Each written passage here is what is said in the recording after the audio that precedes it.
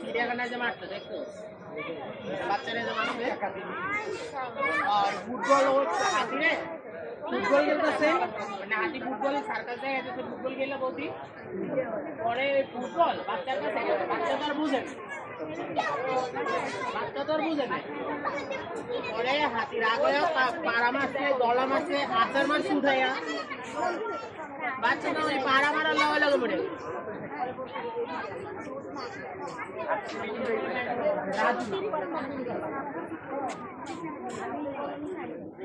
মানে হাতি